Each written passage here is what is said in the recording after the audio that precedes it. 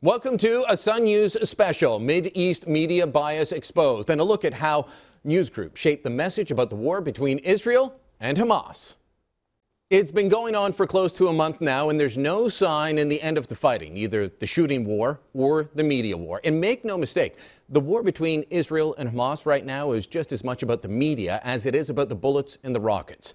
Hamas knows they cannot defeat Israel militarily, but they can weaken their mortal enemy by turning world opinion against them, by isolating Israel. Much of the world's media is not on Israel's side, so much for the old lie about Jews controlling all the media. Most outlets don't give Israel a fair shake. Hamas started this battle, and the battle continues because Hamas continues to rain rockets down on civilian targets in Israel. But take a look at this stunning statistic from the Israeli Defense Force. Since the fighting began, more than 2,800 rockets have been fired on Israel.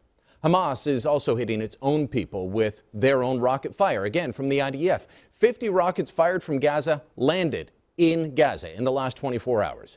Despite this, despite the humanitarian windows, the ceasefires, the supplies offered by Israel to the people of Gaza, the rocket attacks continue, and so does the media bombardment. Prime Minister Stephen Harper was asked about the ongoing fighting in light of Israel hitting a United Nations school that was being used to shelter refugees fleeing the fighting. The media outrage, I think, is pretty much summed up in this headline from the Canadian Press story on CBC's website. It reads, Stephen Harper maintains Hamas is to blame after shelling of UN school in Gaza. Here's what Harper said. Obviously, no one likes to see the suffering and loss of life that has occurred. He told reporters this in Orange, Saskatchewan. That said, we hold the terrorist organization Hamas responsible for this. They have initiated and continued this conflict and continue to seek the destruction of the state of Israel. That's not opinion, people. That's fact. And so is it fact that Hamas has been firing from locations like the school that was hit, and at least 3 times Hamas weapons have been found in United Nations schools in Gaza, and the UN has handed those weapons back to Hamas. None of this, by the way, was included in the story that was outraged at Stephen Harper. They just wanted to point out how unbelievable it was that Stephen Harper blames Hamas instead of Israel. But most of the media gives Hamas a pass, really, while holding Israel to a higher standard. Look at how Haroon Siddiqui, a prominent columnist in the Toronto Star, the biggest circulation newspaper in Canada, look at how he describes the fighting. Has Hamas, Islamic Jihad, and other Gaza militants rained down mostly primitive and mostly ineffective rockets on Israel. Benjamin Netanyahu unleashes some of the most modern and lethal arsenal on Gaza homes, hospitals, health clinics, nursing and rehab centers, mosques and office buildings. So more than 2,800 rockets are simply dismissed as primitive. They can kill, but that doesn't matter to Siddiqui. Israel weapons, well, they're more high-tech. That makes them the bad guy. Maybe the people of Gaza would be better protected if Hamas didn't spend all their money on rockets and building tunnels that they use to try and kill Jews in Israel. But then again, that is their stated purpose, something most of the media never look at. There may be calls for peace and negotiations, but the fact is Hamas isn't interested. The Hamas Charter clearly states the following. Initiatives in so-called peaceful solutions and international conferences are in contradiction to the principles of the Islamic resistance movement.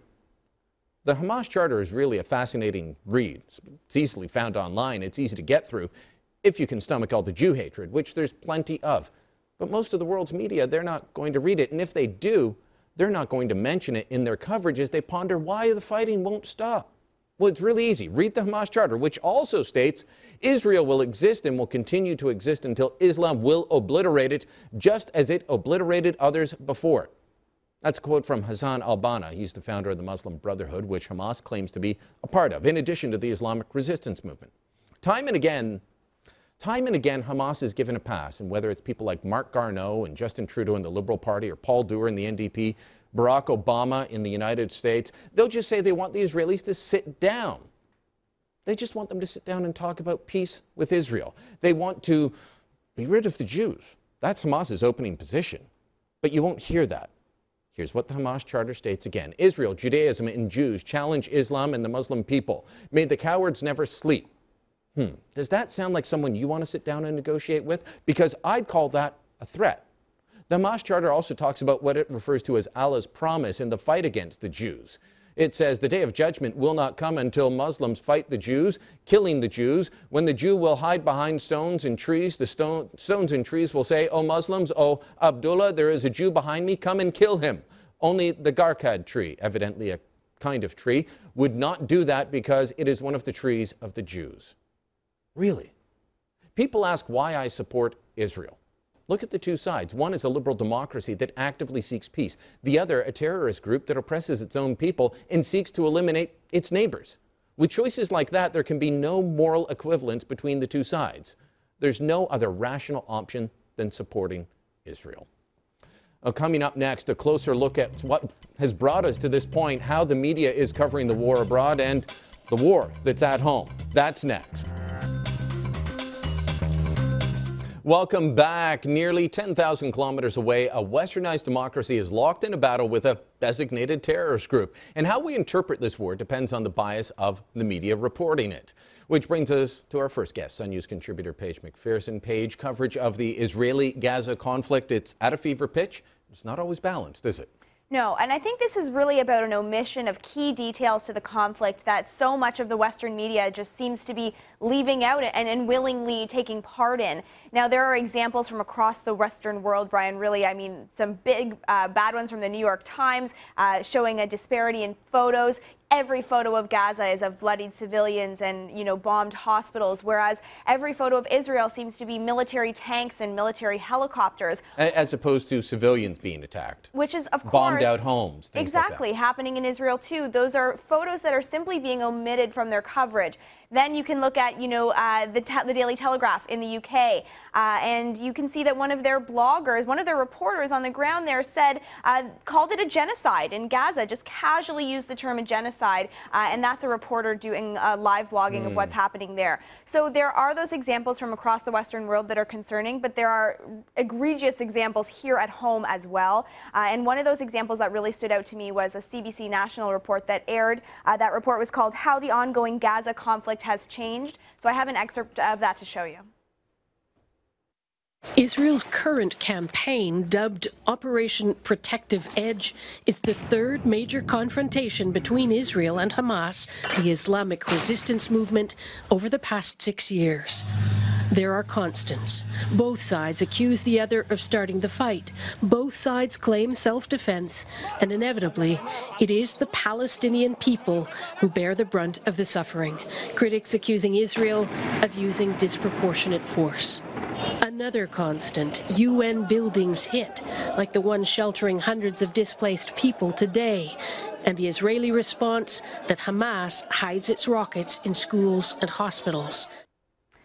So there are a few issues with that. There's details that are omitted, and then there are just details that are not well explained. Calling Hamas an Islamic resistance movement. That is how they describe themselves. That's how they describe themselves. But they also describe themselves as wanting to obliterate the state of Israel. That's right. That's not included. And here in Canada, where the CBC is our national broadcaster, they are a terrorist group. They are a listed terrorist organization, Hamas, in Canada. So that detail, not omitted. It also talked about how both sides say the other one started it. Well, clearly in this conflict, we know how the current conflict started. It started with the kidnapping and eventual murder of 3 Israeli teenagers. So you can say that both sides are claiming that the other started it. That's fine. But why not then include the detail? But really, we know how this started. Include when you say that Israel claims Hamas hides rockets in UN schools and hospitals. Point out that they have 3 times been caught doing that, and that the UN has handed those rockets and those weapons back. Exactly. Not calling it an Israeli claim, rather calling it simply a fact that the UN has pointed out themselves.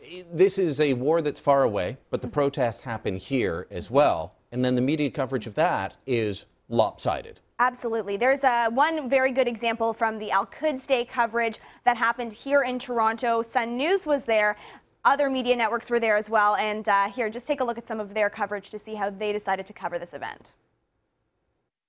People from each side of the conflict gathered opposite one another, separated by barricades and by police. The protest was heated at times. And I just want peace, and that's my message today. A message of peace, perhaps one thing these two sides can agree on.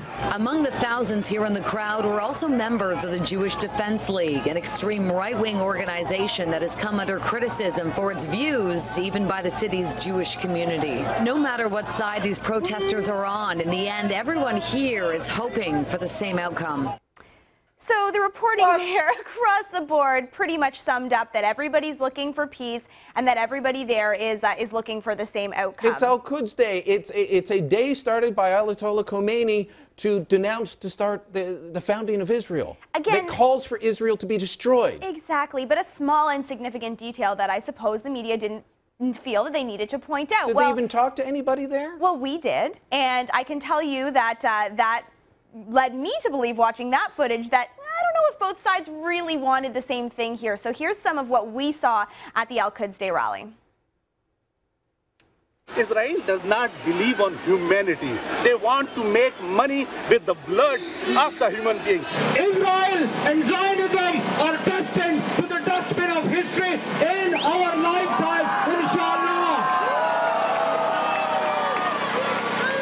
And with that, mark my words. Israel destined for the dustbin of history. That's said from the microphone page. That was not some random guy wandering around that they would have to look for. This is from the official speakers list. How can they miss that? Exactly, that's right. You know, we go into the rallies, we'll ask people exactly what you're thinking. I've done this at anti-Israel rallies, pro-Palestinian rallies. I've done this at pro-Israel rallies. Both times I want to get the opinion of what people are saying in the crowd. But yeah, when you have one of the actual speakers there standing on a tailgate with his microphone, and you can't put that detail into your reporting that he's calling for the end of Israel, well, I don't think that's exactly what both sides were wanting at Al-Quds Day. I didn't see that from the pro-Israel side. So it is really just this omission of detail that we're seeing here at home. All right. Shameless reporting. They should be hanging their heads. Well, up next, we delve deeper into Canada's media bias run wild, how your taxpayer dollars are funding only one side of the story. Welcome back. Gaza's democratically elected government, Hamas, is a recognized terrorist group, designated so by the United States, the EU, Egypt, Jordan, and yes, even Canada. But as we saw in the last segment, Canada's national broadcaster won't call them terrorists, opting instead to use words like militants or calling them the PC Islamic resistance movement. That's how they'll describe Hamas. This isn't an opinion. It's codified in the CBC handbook, which reads, "It is a long-standing practice to use the words terrorist or terrorism when they are attributed by others." She explained that the practice is to describe the act or individual as a bomber, militant, extremist, or gunman, for instance, and let the viewer, reader, or listener make his own judgment about the nature of the event. The purpose of journalism is to reflect reality, to inform, and give viewers and listeners enough information so they can reach their own conclusions. But the CBC's one-sided stance on Israel-Gaza goes beyond semantics. Joining me now to discuss this, Sun News contributor Ray Hurd. Ray, I mean, you've been in journalism longer than most of them at CBC have been working. Let me ask you, is refusing to call a terrorist group whose objective is to rid the world of Israel, is that reflecting reality, or is that making a judgment call they shouldn't be making? It is a reality, because the definition of a terrorist is simple. It's someone who deliberately kills civilians, and that's what Hamas is all about. But the CBC obviously has never read the works of George Orwell, who invented a term, newspeak. Newspeak is another way of describing things. It's propaganda, and it applies to the state broadcaster. And you and I, Brian, as owners of the CBC, have every right to be outraged but not surprised when the CBC calls terrorists militants. They are not militants, they are terrorists, period. All right, I want to play a montage of clips from CBC and just give people a sense of what we're talking about here. That this isn't just Ray and Brian being upset at one example. Paul Hunter has our story from Gaza. In a sense, life returned to the Gaza Strip today after days of Israeli bombardment of Gaza and of Hamas rockets targeting Israel. A truce. Only when the Israelis give in to the demands of Hamas, this man told us, will Palestinians agree to a full ceasefire. In the south, they were digging bodies from the bombed rubble today, including, yes, children. In the north, misery. I mean, it's incredible. I don't know what words to use. The Israelis say their assaults target only Hamas and that they warned this area would be hit hard. Indeed, it's why most here fled before it was flattened. Unreal. So that's Paul Hunter of CBC. Yeah. Israel is warning people to leave ahead of time. Does Hamas do that? No. Hamas builds shelters for Hamas terrorist leaders.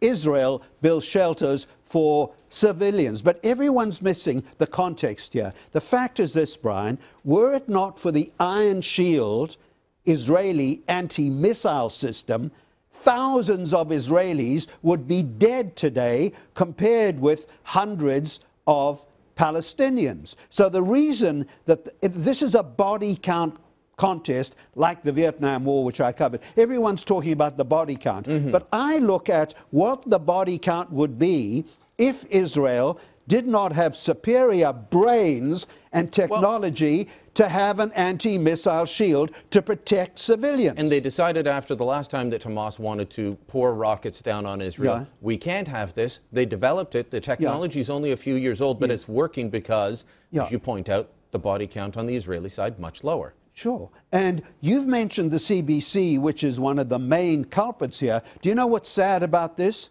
Guess who teaches journalism at most Canadian journalism schools? Failed neo-Marxist CBC reporters, including a guy called Tony Berman, who, having wrecked CBC News, started Al Jazeera English, which is a propaganda agency for the Muslim Brotherhood.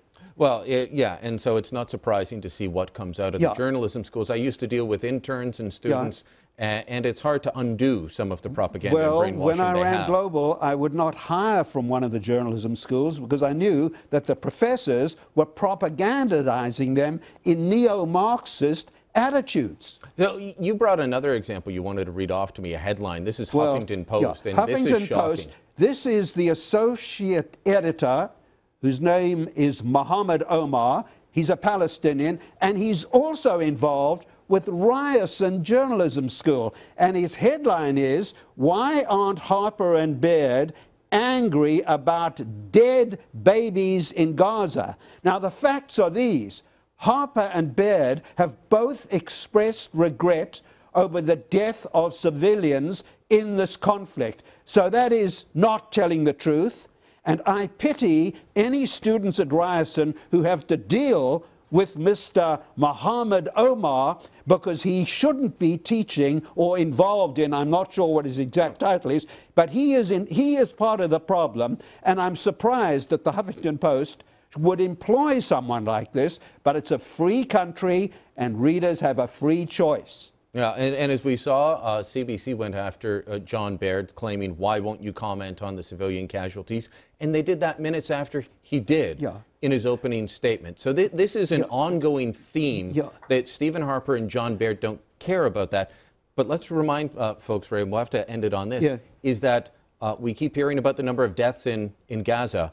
They're not all civilians. A good number of them are terrorists. And by the way, Syria has over 100,000 deaths, and I haven't seen anyone having a nervous breakdown about that at the CBC or in the left. All right, very good point. Well, coming up after the break, if you think the Israel-Gaza media bias is limited to Canada, guess again.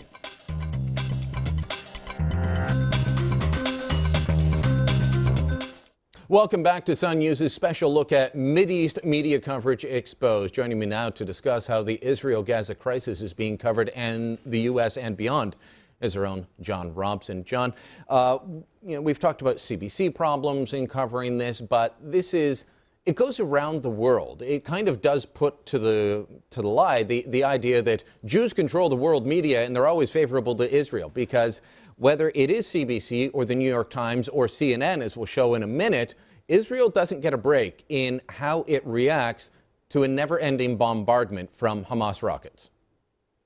Yeah, that's absolutely true. It reminds me of that joke about two Jews in the Russian Empire sitting on a bench, and one of them is reading the Hebrew Herald. He looks over, he realizes his buddy is reading the Pogrom Post. He says, "What are you doing reading that thing? It's full of anti-Semitic lies. Why are you that trash?" And his friend says, "Well, look at the one you're reading. In that one, we're getting beaten up, we're getting raped, we're victims of pogroms. In mine, we control the world."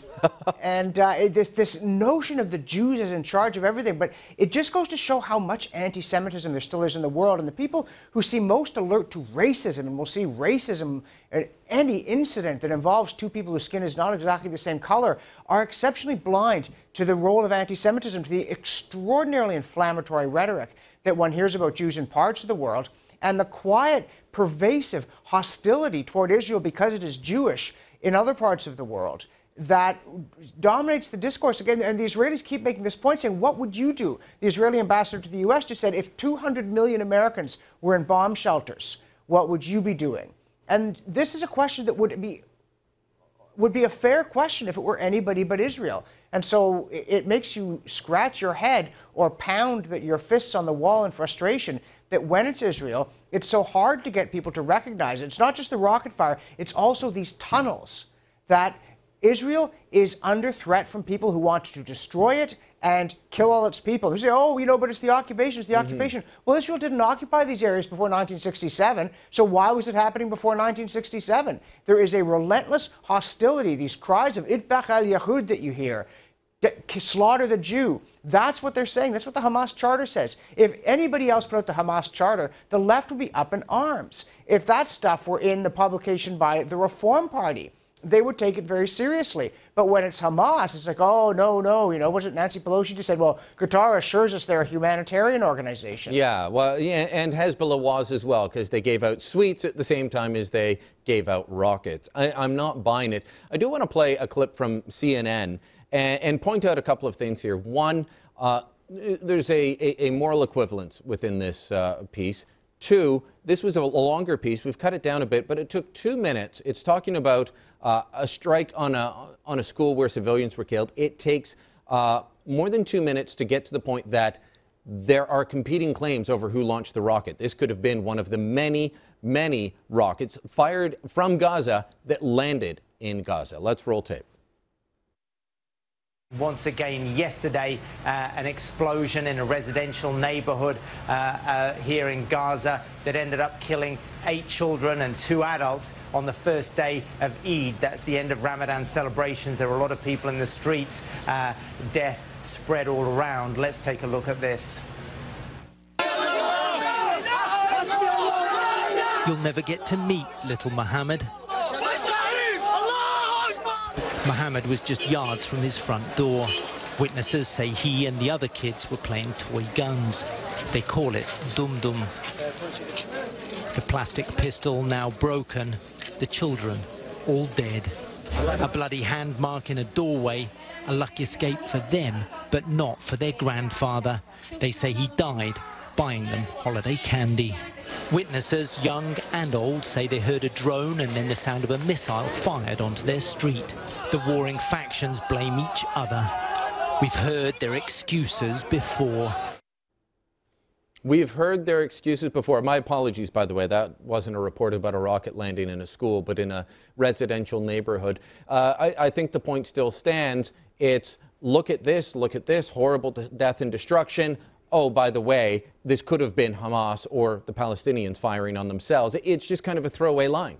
Yeah, and there's no skepticism about anything that they're told. Now, mind you, they're filing from Gaza City. If they file skeptical reports, their lives may be in danger. But they don't tell us that when they file these reports. And the kids were playing with guns. I wonder what game they were playing. Kill the Jews, maybe? Because we don't see these images of all these Hamas camps where children go off for some good, clean summer fun, where they put on bandanas and fake suicide belts and chant, one day we will destroy Israel.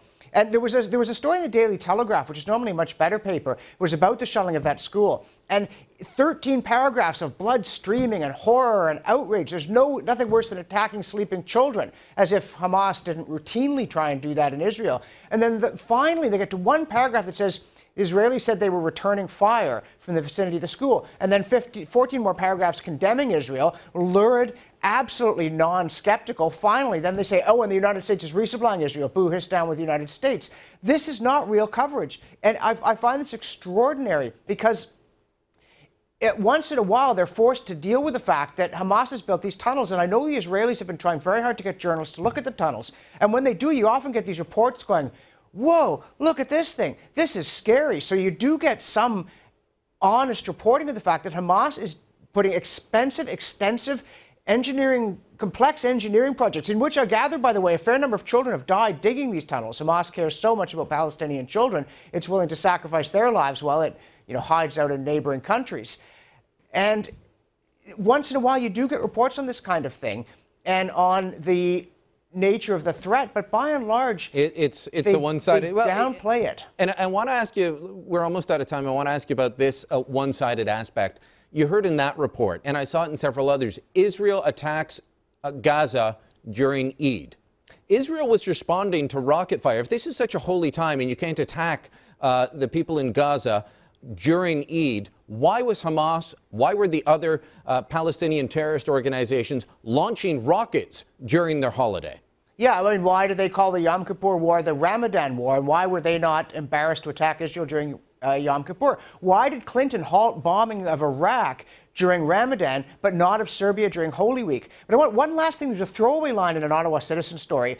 Polls in Israel show that 95% of Israeli Jews support this operation. Only 4% think excessive force is used. So when the media internationally does this, they're not influencing a debate inside Israel. They're just convincing Israeli Jews that they're surrounded by hostile idiots, which unfortunately, by and large, is true globally. Nobody would put up with what they're asking Israel to put up with, and yet when it's Israel, all they do is say, look, there they go again, those dirty you-know-what that starts with a J. Well, John, thanks for joining us. One day, perhaps we will get clean coverage coming out of Israel, but I don't see it happening. Yeah, I don't see it happening anytime soon. Coming up next, ISIS is forcing Iraqi Christians to convert while Syria's civil war rages on. Why the media is seemingly ignoring the rest of the Middle East. Stay with us. Well, Israel and the conflict with Hamas in Gaza seems to get an awful lot of media attention. Other far more deadly conflicts do not. Fred Litwin is president of the Free Thinking Film Society, a political commentator as well. He joins us now out of Ottawa. And Fred, I wanted to talk to you about this. The world's eyes, all the world's diplomats are talking about we've got to stop this killing in Gaza. Israel has to do this. Israel has to do that. There's far more deadly conflict in Iraq, Syria, throughout the greater Middle East, and it doesn't get the same attention. Why do you think?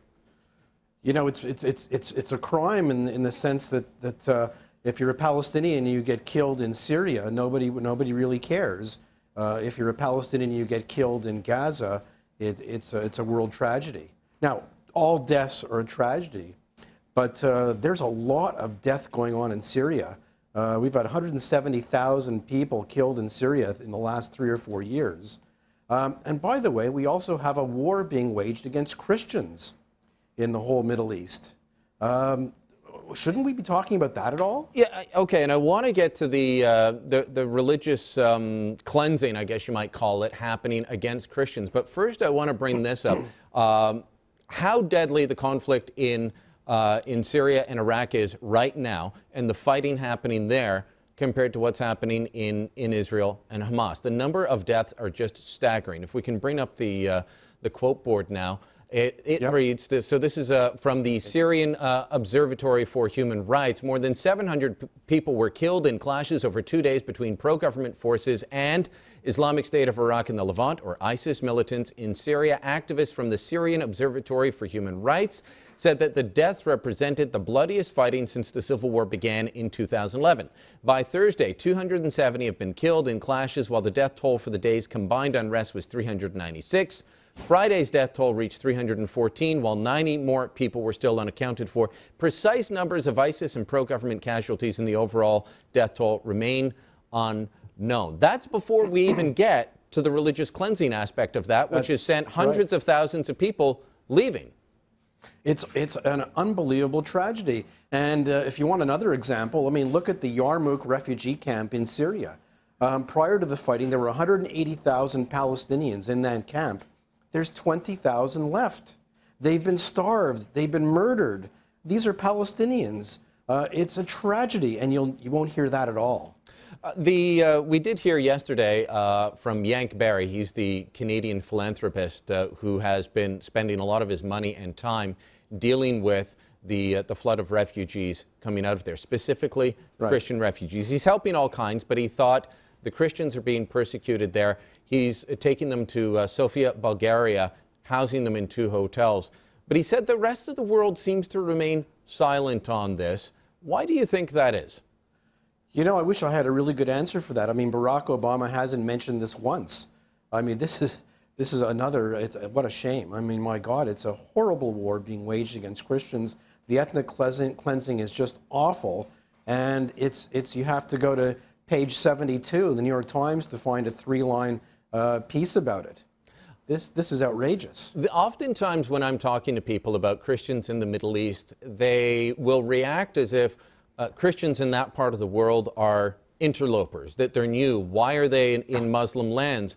And I just find that dumbfounding because you look at the Christians in a city like Mosul, they've been there nearly 2,000 years, predating the Muslim population, at least in terms of people becoming Muslim, by hundreds of years, because Islam came about just before 700 AD. The Muslims came there after the Christians were there. I mean, people don't know their history. And that's another part of what's going on, is people have no idea what's going on and what's happened. People's knowledge of history is just completely deficient. So if the mainstream media won't do it, I know you've been involved in blogging and social media for a long time. Most of the media won't focus on this. They'd rather tut Israel.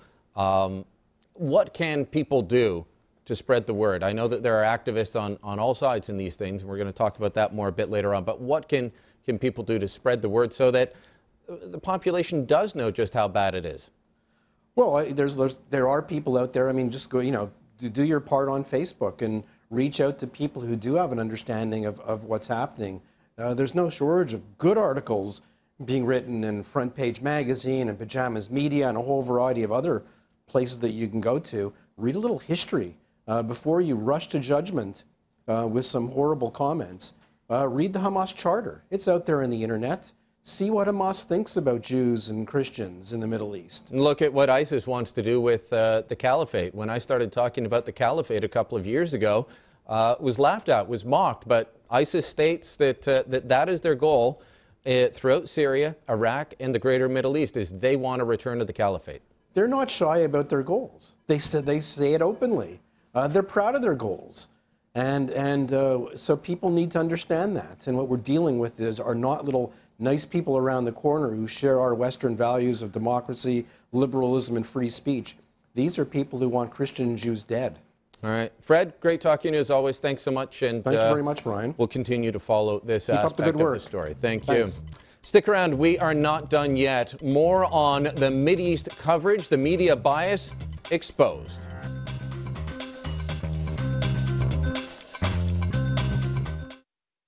I don't expect you to now change your mind and be pro-Israeli or whatever. I just want you to take a second and try to think outside of the box, try to think outside of what the media is feeding you, because the media always picks a side, and think about the normal people living here and people in Paris or California or I don't know where. Just imagine that in your backyard is a tunnel in which 10 Hamas terrorists are coming out of, and they want to kill you and they want to kill your family. The ongoing Israel-Gaza war is playing out in a social media war of words. Gina Phillips joins me now to discuss this raging battle that's happening online. Gina, that woman's video reminds me of the Ukrainian woman that went to YouTube, spread her message around the world of what was happening in Euromaidan. Right. Yeah, I mean, the thing is now you can speak to the entire world by yourself. You're not sending in a tape to a media outlet who then needs to air it and it goes through all these filters. You can speak in a very raw, unedited way, and people are craving this kind of content. We want, I think we're heading this direction more and more as a society, the unfiltered video, the raw footage that allows us to feel what they're going through instead of have the news tell us what they're going through. Well, and this is being used by both sides in this war, and I know that we'll get to the Israeli Defense Force and their Facebook page and their use of social media, but also Hamas using social media. The technology on the battlefield, they're running around with GoPro cameras and then uploading this video online and saying, look at what we did. We've just killed a bunch of Israeli soldiers using their tunnels. Of course, Israel has been talking about the tunnels. They've been saying that this is a real problem. And check out this video from Hamas themselves showing what they're doing. So here they are, they're coming out of the tunnel, running towards, and this is the soldiers engaged in a firefight with the Israeli Defense Force. Faces are blacked out. That was done by Hamas to protect their own fighters, not by us, but we're not going to show the gory pictures within that. Yeah, so this is the first time that Hamas has posted a video of one of their raids, so it certainly got a ton of attention.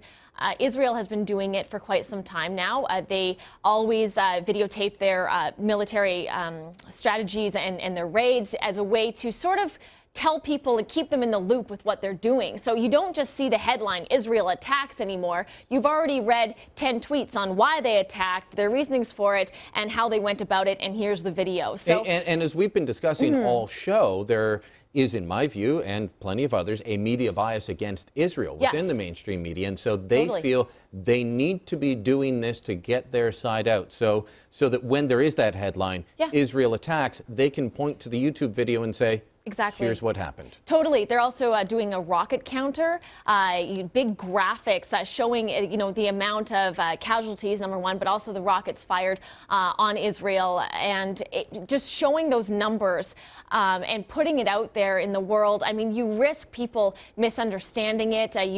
People come across it that don't normally follow conflicts like this, but there's a benefit to that too, in that you're reaching people that aren't necessarily I would not have known. Without that tweet going out from the IDF, I would not have known. 2,825 rockets fired by Hamas and its allies since the beginning of this battle. Yeah, exactly. I mean, they're the ones keeping track, so, they're not sending that information to the media outlets first. They're not holding press conferences. They're just putting it out in a really raw way. Their Facebook page is filled with infographics like this as well. It certainly is, and pictures and videos. It really is a fight over who can get the most sympathy. It really is a fight over a struggle for the emotion, to capture people's, and the way that they feel about it. It's a war for the hearts and the minds of the people. Here's a little bit of what you can find if you follow them on either Facebook or Twitter. And if you're not yet, I recommend doing it just so that you can get a different angle on it. But you said there's a war for sympathy.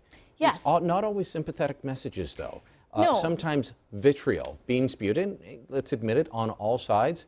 But there's a Hitler was right campaign. On Twitter.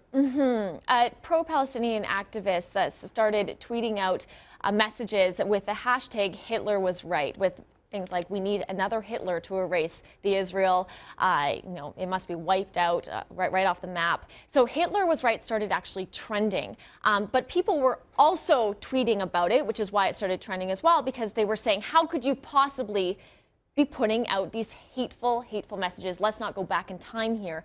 We need to be going forward. So it was very disturbing to see that on the Twitter trending list. And for those who don't know, when something is trending, it just means it got so many mentions that it actually registered and overrode the messages coming out on Twitter. Okay, so hopefully, maybe people can use social media to try and educate their friends and family about it. I know at the dinner table, we educate my kids about this because these sorts of messages, Hitler was right, is just unbelievable. I know. Gina, thanks so much. Okay, well, thank you.